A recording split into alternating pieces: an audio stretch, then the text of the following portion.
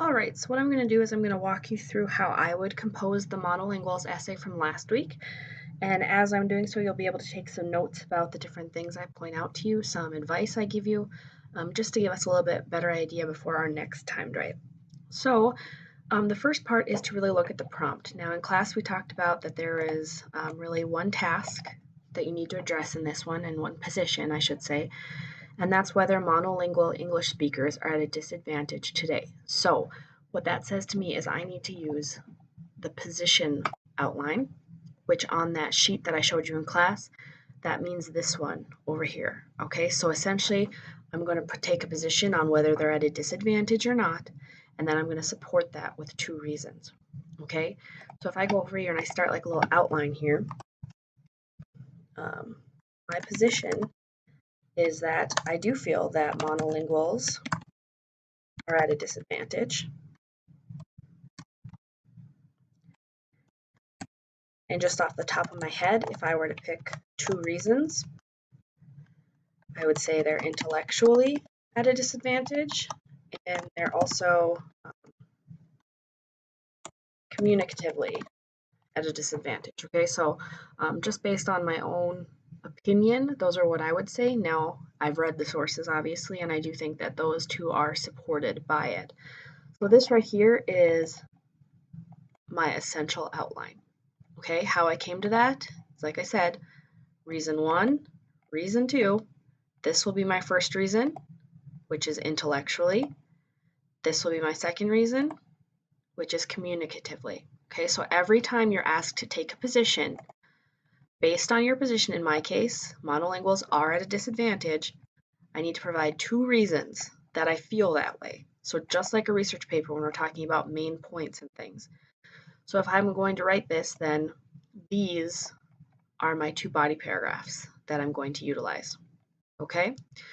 So before I go into that, I'm going to pick out some evidence. Like I said, I've already kind of read the sources, so I kind of know what I'm going to use. For this one, source A, I'm going to use when it mentions that multilingual students are better at their native language.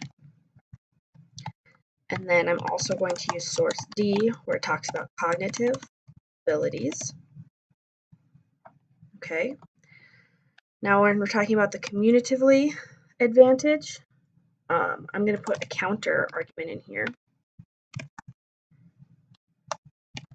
I'm going to counter source B, where it says there's 6,900 languages. So why would you learn one, right? I'm going to counter that with source A again, talking about the national interests that are served by learning a new language, and source C, where it talks about employers being able to communicate with their employees. All right. So this is just the basic overview of what my paper is going to be about. So this would be one paragraph. This would be one paragraph.